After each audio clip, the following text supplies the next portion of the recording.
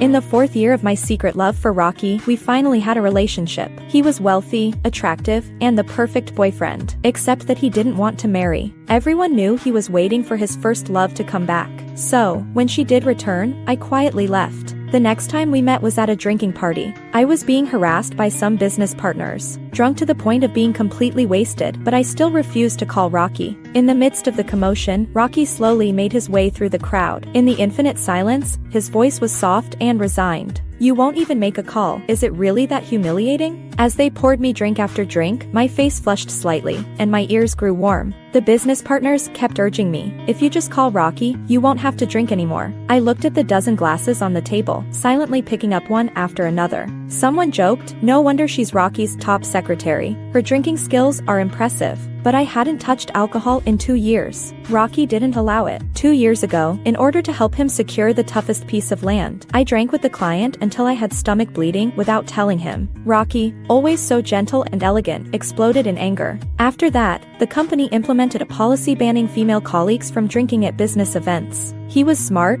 sharp, and proud, attracting secret admirers, myself included. But everyone knew Rocky had a first love living abroad. Even after they broke up years ago, he was still waiting for her to return. I thought my unrequited love would eventually end without a trace. But I never imagined we would actually have a relationship. During that hospital stay, Rocky visited me every day. Each time, he stayed for 2 hours. He didn't talk much, just sat beside me with his laptop, working. I tried to convince him to go back to the office, but he said, "My secretary is here, going back to the office would be inefficient." I pulled a long face, "Boss, I'm a patient." He was momentarily taken aback, then chuckled. "Who are you calling a tyrant overworking a patient?" Having been by Rocky's side, I had seen many elite talents, but no one had his carefree attitude, which made me fall for him even deeper. He didn't know that I had been in love with him for 4 years. It started in my sophomore year when he came back to the university as a distinguished alumnus to give a speech. On the podium, he was full of confidence, every gesture exuding charm. After the speech, I gathered the courage to approach him and hand him my resume. He didn't reject me due to my lack of experience. Instead, he encouraged me to give it a try. With just those 2 sentences, I threw myself wholeheartedly into his world. At first, I was just an assistant in the secretary department, but after passing several rounds of screening, I became his trusted aide.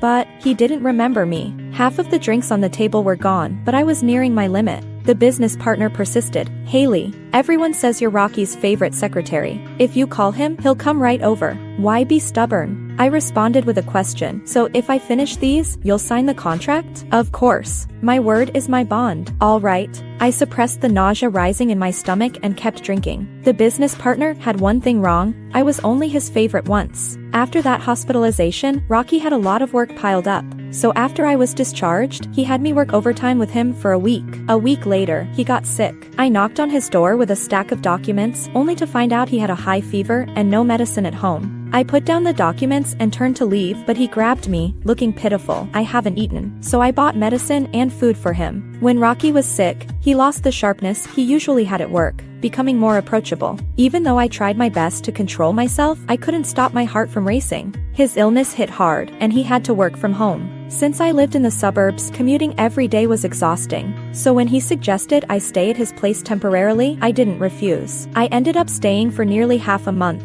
He didn't ask me to leave, and I didn't want to. The day that shattered our peaceful arrangement, Rocky had been drinking a little too much. When we got home, I told him to sit on the couch while I made some hangover soup. "Haley." I turned around to see Rocky standing behind me, his face flushed, ears red. I kept stirring the soup. "It'll be ready soon. Go sit down." "Haley." He stepped closer, calling my name again. Sensing something was wrong, I looked back, sighing. "How much did you drink?" He shook his head. "I didn't drink." After drinking the hangover soup, I went to prepare his bath. I heard footsteps behind me, and before I could turn, his warm chest pressed against my back. Startled, I spun around, meeting Rocky's deep, dark eyes, and instinctively tried to run. But he was quick, closing the bathroom door. In the small, enclosed space, the atmosphere turned ambiguous. He took a step forward, and I stiffened, stepping back. He kept moving closer, and I retreated until my back hit the sink, no escape. He trapped me in front of the sink, his voice low. "Is it okay?" I didn't respond, nor did I refuse. A selfish part of me knew this was my best chance to get close to him. But what about after tonight? Knowing Rocky, we wouldn't even remain as colleagues. I bent my knees, sliding down slowly. Rocky seemed puzzled at first, but when he realized I was trying to escape under his arm, he grabbed me and, without a word, kissed me. I clutched his sleeve, hearing my heartbeat magnified. I struggled for a moment but soon surrendered, closing my eyes. When our clothes fell to the floor, I had already planned when to make my escape, but I didn't get the chance. As soon as I got out of bed, he pulled me back, burying his face in my neck. His tone a mix of dominance and a plea. If you sleep with me, you have to take responsibility. You're not an exception. Our relationship wasn't like other couples. At work, we only talked about work. But no matter how busy we were, he would always take one day a week to spend with me. We did everything normal couples do. He was handsome, rich, and great in bed, but he also provided emotional support. These past 2 years have been some of the happiest times of my life.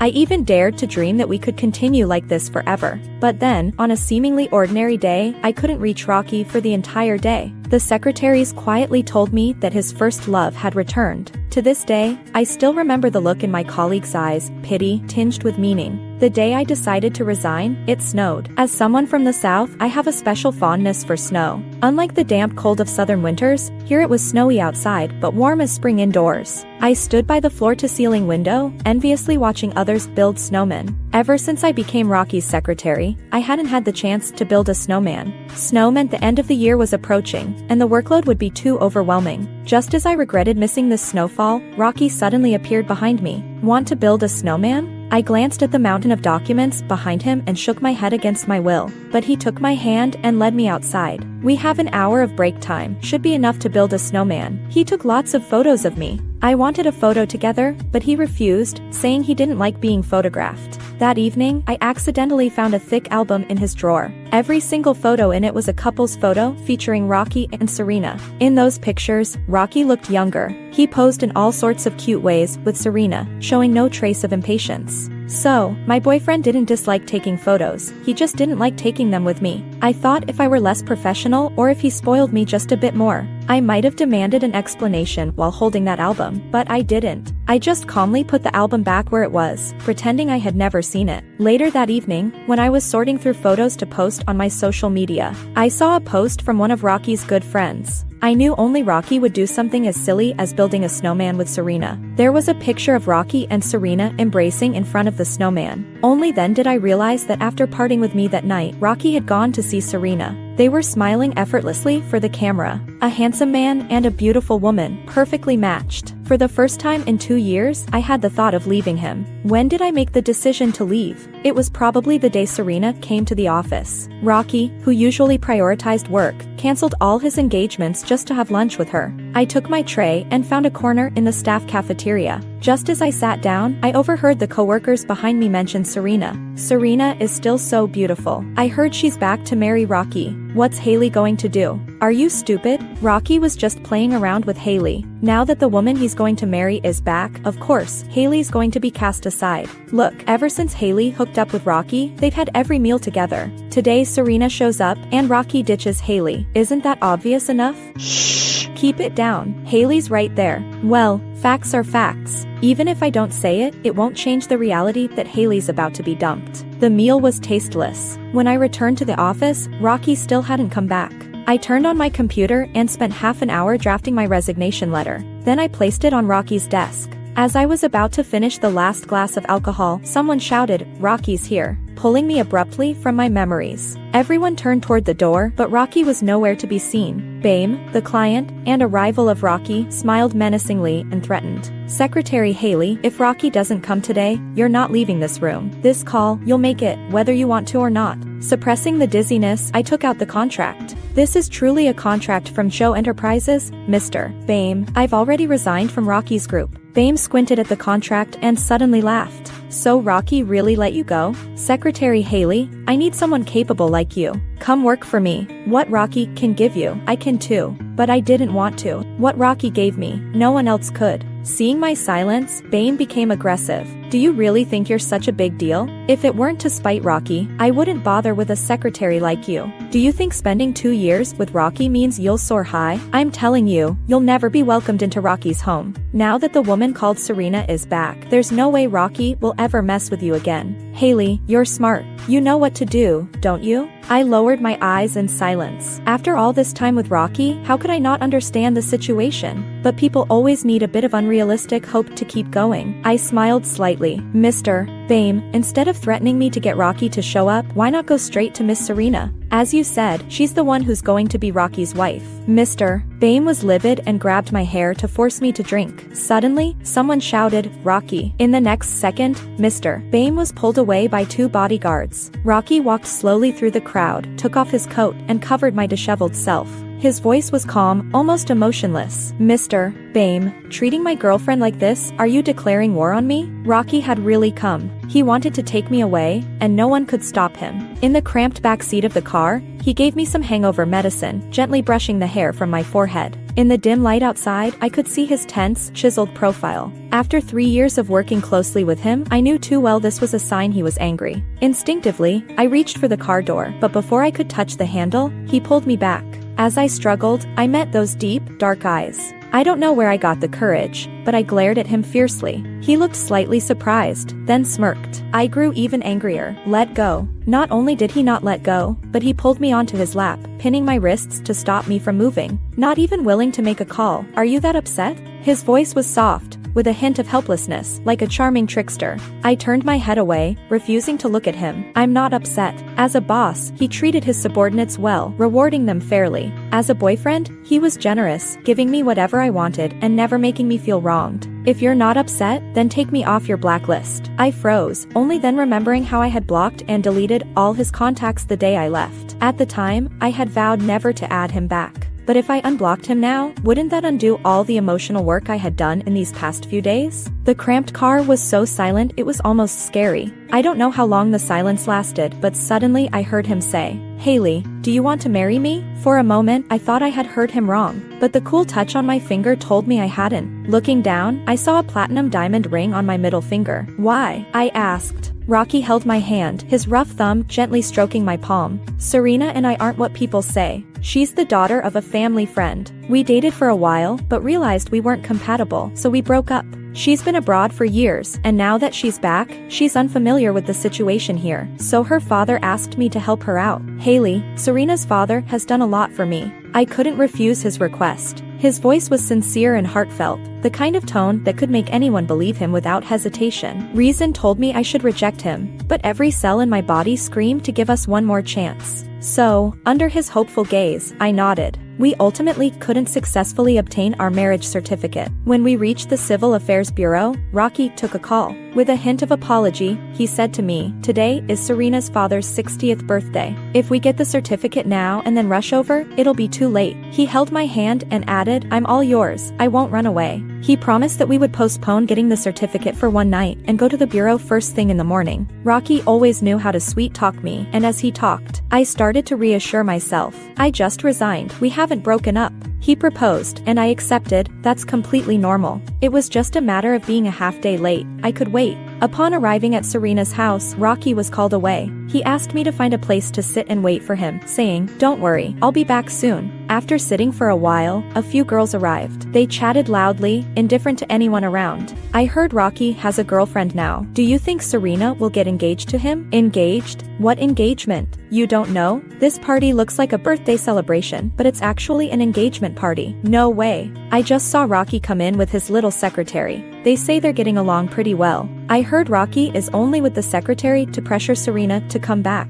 Besides, Serena broke up with him just to spite him. Suddenly, someone pointed toward the dance floor and exclaimed, "Look over there. I told you, the first dance of the day is definitely for Serena and Rocky. Let's go." Following their gaze, I saw a pair of beautiful dancers in the center of the dance floor. They moved gracefully, gazing at each other with deep affection, as if no one else could intrude upon their connection. I never knew Rocky danced so well. Each step, every smile, was perfectly in sync.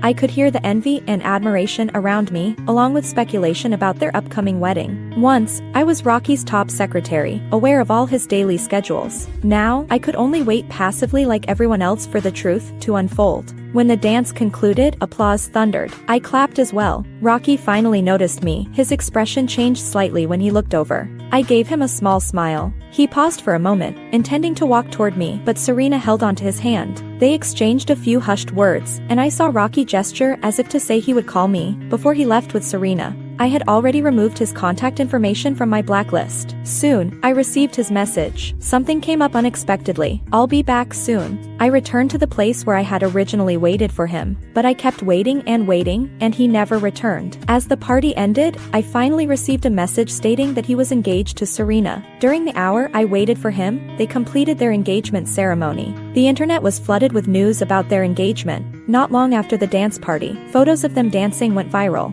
Everyone praised them as a perfect match, a couple made in heaven. In addition, there were official statements from Rocky's and Serena's families. All signs indicated that Rocky and Serena getting married was a foregone conclusion. I stared at their photo together until my eyes started to sting. Before I closed the news page, the butler from Serena's family found me and said he was to take me home. "This is Mr. Rocky's instruction." I shook my head and removed the ring, handing it to the butler. "Please pass this to Rocky." After saying that, I turned and left. Back home, I began to pack my things and took the earliest flight to an unfamiliar city. Rocky still didn't know that I had received a graduate school admission notice some time ago. I had planned to take the entrance exam for graduate school since my sophomore year, but after meeting Rocky, I inexplicably handed him my resume and my plans for graduate school were delayed. This time, Rocky was aware I was taking the exam. He encouraged me to give it a try and helped me find plenty of materials. In countless late nights, while he dealt with work, I was right there beside him, tackling difficult problems. Everything was vivid in my mind, but everything had already changed. After a long detour, I returned to the starting point of our acquaintance. This time, I didn't want to leave myself with regrets. The enrollment went smoothly, and the teachers and classmates I met were great. I rushed back and forth between the lab and dormitory daily, and the busy days gave me a sense that nothing had happened. At school, I met Peter, a senior from my hometown.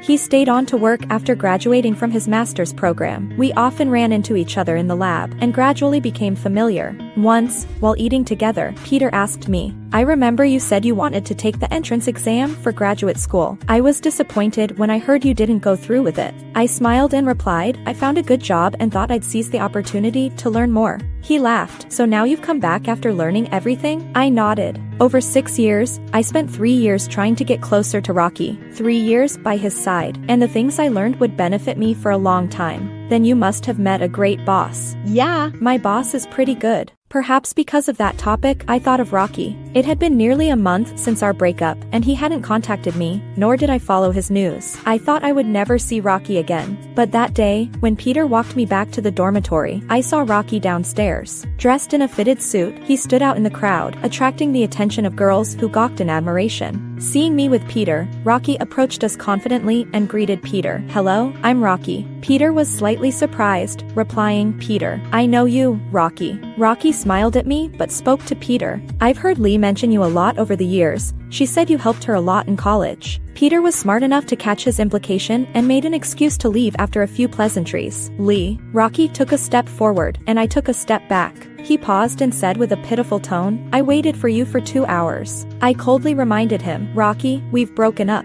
He slowly reached out to take my hand. "Are you angry?" I tensed up and stepped back twice. "Rocky, please have some self-respect." He finally suppressed his expression, looking at me with deep eyes. After a while, he said, "That day, Serena's father suddenly fell ill. He was worried about her, so." I interrupted him. "No matter what happened that day, we made our choices, didn't we? You chose her, and I let you go. So Rocky, don't come looking for me anymore, and let's not meet again." Here's the translated text, formatted as requested. When we first broke up, I felt unwilling and hated him. I occasionally dreamt of him, waking up in tears under the blanket until dawn. There's a saying that no one is indispensable. Even the hardest obstacles will eventually pass. I spent all day in the lab, with experimental data filling my eyes and mind, leaving no room to think of anything else. So, when we met again, I could control my emotions. I truly liked him once. Now, I genuinely want to let him go. After that day, I didn't see Rocky again. With the winter break approaching, Peter invited me to go home with him, and I accepted.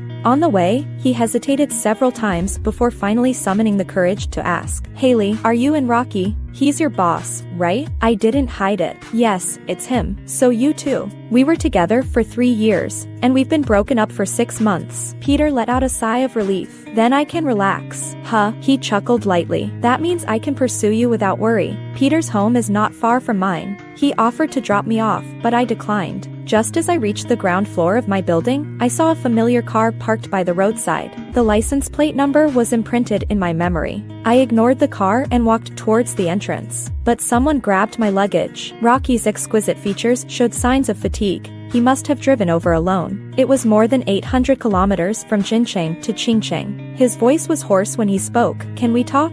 We have nothing to discuss, Li. His words were interrupted by a voice. It was my mom. I called her when I was close to the neighborhood, and she came to pick me up. I didn't expect to encounter this scene. My mom is a sucker for looks. When she found out Rocky was my former boss, she welcomed him into our home with a beaming smile. She made dumplings, insisting that Rocky try her cooking. Unable to stop her, I followed along. Dad wasn't home, and after my mom went into the kitchen, only Rocky and I were left in the living room. I poured him a glass of water. Rocky, after this meal, I hope we have no more ties. He reached for my hand, but I instinctively pulled away. Rocky's eyes were hurt. I annulled my marriage with Serena. I've thought this through during this time. I want to marry you. I nodded lightly. But Rocky, I don't want to marry you anymore. His expression fell apart in an instant. His handsome, clean-cut face paling. I stood up. Let's part amicably. With that, I entered the kitchen to help my mom. She quietly asked me if he was pursuing me. I told her we were not a match. The class divide was too great for us to be together. Mom lamented, while I'd love to have a wealthy son-in-law, I hope my daughter finds someone suitable for her. I am grateful to my parents. They raised me well and understand me. After the dumplings, my mom asked me to see Rocky out. Once outside the entrance, I had no intention of moving forward. He didn't move either, standing still. Haley, if I hadn't left you alone at Serena's house that day, would we not have ended up here? If we had gotten our marriage license that day, would you have been so heartless to abandon me? I looked at him. You were the one who left me first. I recalled something. The day Serena came back, I couldn't reach him all day, and ended up waiting for him in his office until midnight before leaving. That day was my 28th birthday. The day before, he said he would prepare a grand, unforgettable birthday party for me. But on my birthday, I tried many ways to contact him, only to later find out he had gone to pick up Serena and threw her a lavish welcome feast. He had already made his choice back then. The cold air rushed south, and the temperature dropped to freezing overnight, damp and chilly. I wrapped myself in a thick coat for warmth, and suddenly my mom said, Lee, come look,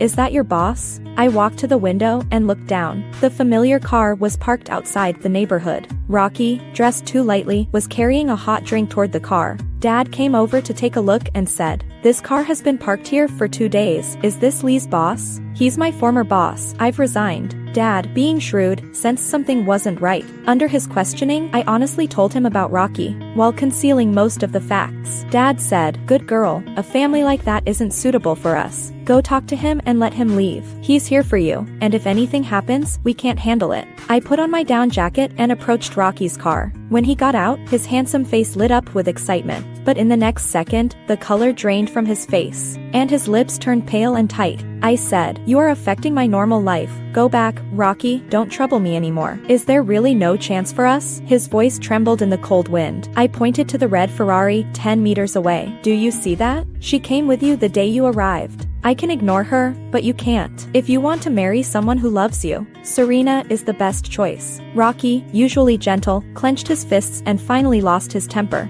Haley, we've been together for 3 years. You can't just decide you don't want me. What do you take me for? I pulled the hood of my coat tighter. Before I was with you, I saw you as my goal. When I was with you, you were my lover. Now that I've stopped loving you, you're still my former boss. His thin lips curled slightly. I don't want to be just your boss. I ignored him and waved at the flashy Ferrari behind me. Soon, Serena got out of the car and strode over. She eyed me warily, her gaze subtly scrutinizing. I didn't care, turning away as I walked, saying, this place is not like yours. There's no heating, but if you want to suffer through it, I can't stop you. Once home, I dove into bed. The cold blanket felt just like my heart. That night, I started running a fever, and it lasted 3 full days before subsiding. The sun came out, I pulled back the curtains. The cold faded, and I felt alive again. Mom said that on the first day I was sick, the 2 cars downstairs left and never returned. After staying home for 2 days, Peter invited me out. When he learned I was sick at home, he even brought gifts to see me. My parents surrounded him, questioning him like a census, and were quite pleased with him. After Peter left, my parents asked for my opinion. I said, I don't like him or dislike him, we can try dating. Peter was very happy when he found out. He assured me, I may be clumsy with words and not know how to say nice things, but I promise I will never let you suffer. The day before heading back to school,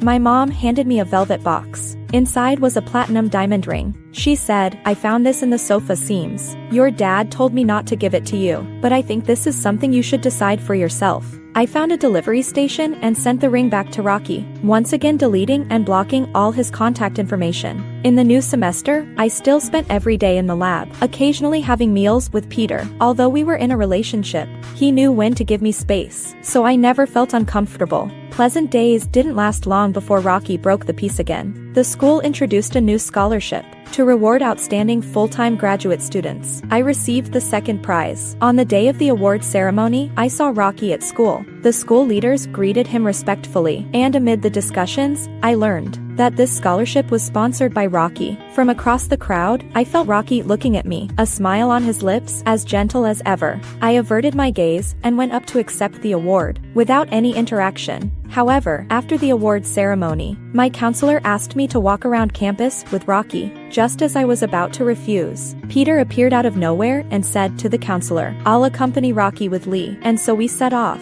As we walked, I lagged behind the two of them. Peter diligently introduced Rocky, but Rocky seemed uninterested and suggested going out to eat. When we arrived at the restaurant, Peter was called away by a phone call. He hesitated, looking at me. In an instant, I understood his meaning. I held onto his arm and said to Rocky, Sorry, boss Rocky, I have to leave with my boyfriend. Otherwise, he won't be at ease. Rocky expressed understanding. Perfect. It's on our way. I'll give you a lift for a while. Peter was reluctant, but it was nearly impossible to get a cab, so he had to compromise. As we got into the car, I consciously sat in the front seat, while Peter and Rocky took the back. Suddenly, Rocky pulled out a doll from under the seat and handed it to me. You used to like hugging it and sleeping in the car. Let's take it back together. I silently took it, planning to throw it in a trash bin after getting out. Rocky's voice continued, Old Zhang, what happened to the things I asked you to clean up last time? The driver handed me an exquisite bag from the storage box. Secretary Haley, these are the things you left in the car. Check if you missed anything. To be honest, I could see through Rocky's little scheme at a glance. Yet such little schemes can plant seeds in some people's hearts, which then take root and sprout. For example, Peter. I could hear the cracking sound as he clenched his knuckles. Even without looking back, the car fell into a deathly silence. This silence lasted until we got out of the car. Peter suddenly said, Leaving him to be with me must make you feel wronged, right? One of your lipsticks is almost worth half my monthly salary. I frowned. The lipstick was bought by me. It has nothing to do with anyone else. Rocky never shortchanged his subordinates. During my 3 years with him, my salary rose steadily, peaking at 6 figures. I could buy a few $1,000 lipstick myself. Peter sneered, buying it with his money still counts as from him. I looked at him, a wave of fatigue rising from my heart, spreading to my limbs. Peter, if you mind, let's just forget about this. His expression darkened. Do you regret being with me? Now that he beckons you, you can't wait to return to him? I should have known long ago that you could never forget him. Being with me was just to make him angry. Smack. I slapped Peter with all my strength. I couldn't control my trembling body, staring at him in anger. Peter, you may not like me, but you cannot slander me. Let's break up. After breaking up with Peter, I devoted myself entirely to my studies. During that time, he came to find me, but I ignored him. He approached my roommate, asking her to pass on gifts, trying to persuade me to get back together with him. Peter is really a responsible person. If you miss him, you may not get another chance. I told my roommate that although I was a bit older, I wouldn't settle for binding myself to someone for the rest of my life just because of my age. She stopped trying to persuade me. On the day my study abroad application was accepted, Peter came to find me. Congratulations. He handed me a box. This is a gift for your study abroad. I didn't accept it. Peter's fingers, gripping the gift box, turned white. Did you apply abroad because of me? I shook my head. This is part of my career planning in college. Although it was a few years late, as long as I worked hard, it was never too late to start. Then can I see you off? No need. Peter still came to the airport to see me off. His eyes were red, wanting to say something but ended up saying nothing. Once I got on the plane,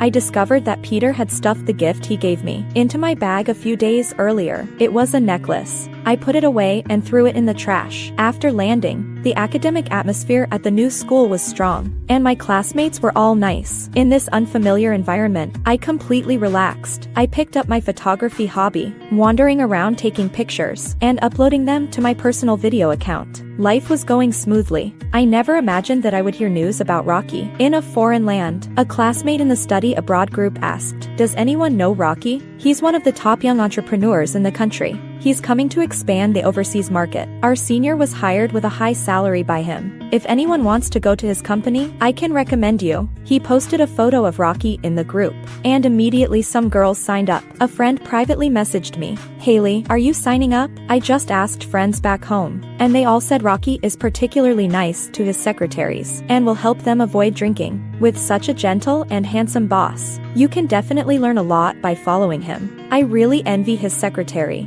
Rocky's abilities were unquestionable, and he treated his subordinates well, but I didn't want to be involved with him again. "I have a few experiments to do, so I won't go." She expressed regret. "I think with your ability, you would definitely get hired at his company, and maybe even become his secretary." I still saw Rocky. The girl living next door moved out, and the next day, new tenants moved in. That day, as soon as I opened the door, I saw Rocky in sportswear, opening the door next door, clearly just back from a run. I was in a hurry and ran off without greeting him. In the evening, I ran into Rocky again after class. Rather than coincidence, it felt like he was intentionally waiting for me. He was carrying a bag of groceries, looking at me pitifully. "I can't get used to the food here, and I don't know how to cook. I haven't eaten for 2 days." I took a deep breath. "Rocky, just go back.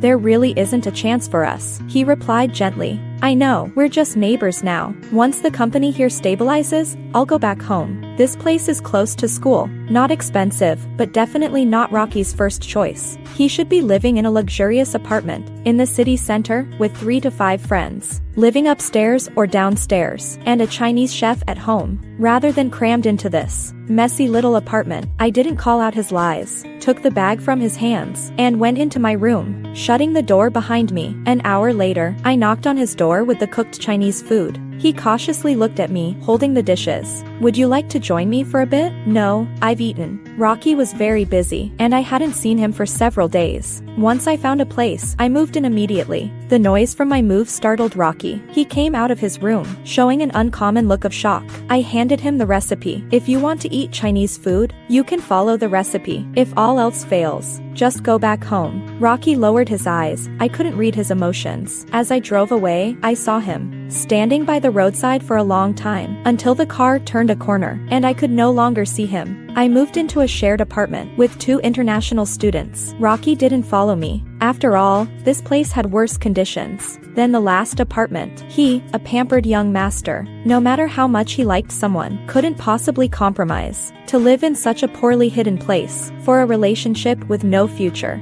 I attended school methodically, conducted experiments, and occasionally went out with classmates to relax. During my outings, I met a photography enthusiast. Coincidentally, he had attended the same university as me, a sunny, strong young man, but he told me he was 2 years older than me. I was surprised. He really looked like a big guy. As I got to know Tony better, he often invited me to take photos with him. I wasn't good at taking pictures, so he taught me composition. I learned slowly, and he patiently explained techniques to me. After spending time together, we would travel during the holidays. I mentioned my dream of traveling the world. He laughed. "What a coincidence. My dream is to capture the world's beauty through my lens." Days passed, spring gave way to winter, and 3 years flew by. Tony and I got together. He was the one to propose. "I think we get along quite well. Would you like to try dating?" Being with him was very comfortable, and I didn't resist further developing our relationship. Trying was just trying. Surprisingly, we were in sync in many aspects. After returning home,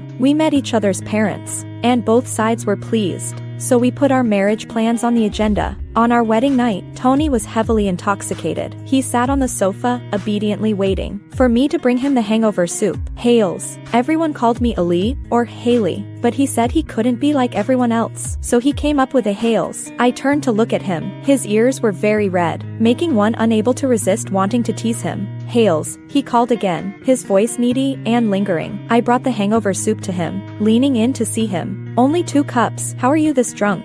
He raised 2 fingers. "That's 2 bottles. Dad and I drank together. We were happy." I fell silent. He tugged at the corner of my clothes, softly coaxing. "Don't be angry. I won't drink anymore. Please don't be mad, okay?" I pretended to be fierce with him. "Drink the hangover soup.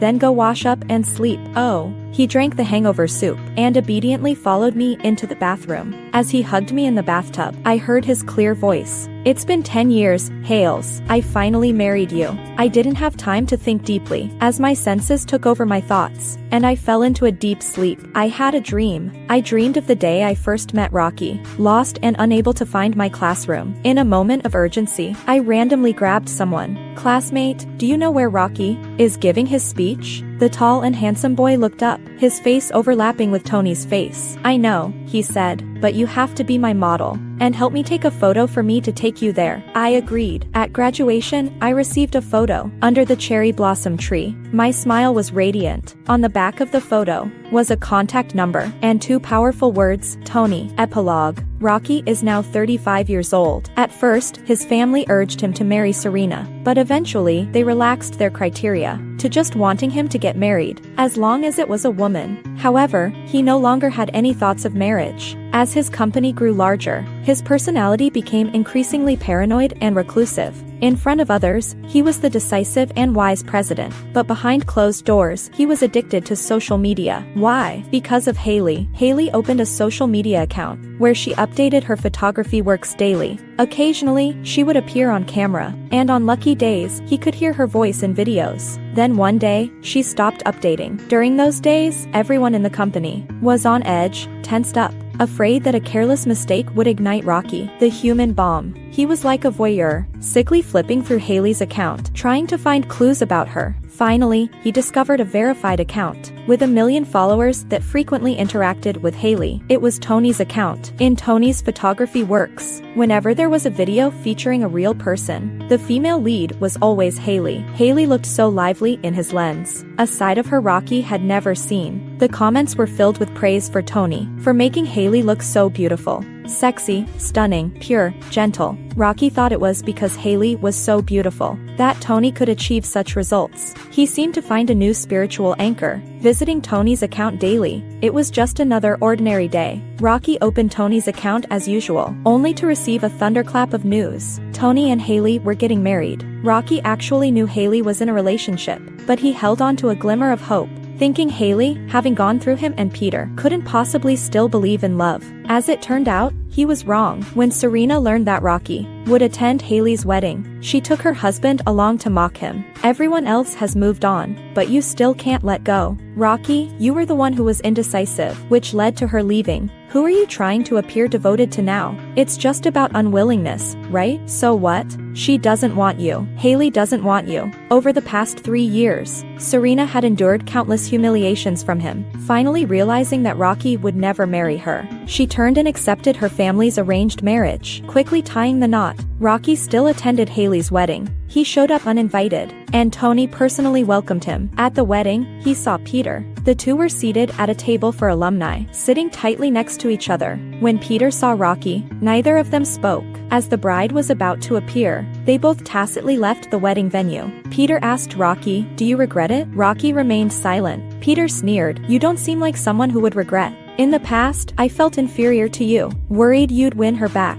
Now seeing you in this situation, I feel relieved." Before leaving, Peter said to him, "Rocky, she was meant to be yours, but you pushed her away yourself. Don't disturb her again. She's very happy now." That day, Rocky fled in despair. He still opened Tony's video account in the dead of night, but Haley appeared on camera less and less, eventually disappearing for a long time. Rocky knew he should let go, but he didn't know how, until that day when a baby appeared in one of Tony's videos. That was Haley and Tony's child. Tony made a long video. The video began with a phrase, "Our 10 years." The first photo was of Haley standing under the cherry blossom tree, her smile youthful and bright. Then came another phrase, "After 10 years, finally found you." Next came the photos. Alaska, Rome, Santorini, Iceland, the Duku Highway, the prairie. They embraced in the glow of sunset, made wishes under the aurora, and ran on horseback across the prairie. By the end, Rocky felt his eyes sting. All these things he could have easily done with her. Yet he hadn't done a single one. The comments section was filled with voices of blessings. He also wanted to say a few words of congratulations. But after typing and deleting, not a single word was written. From that day on, Rocky deactivated his social media account and never opened social platforms again.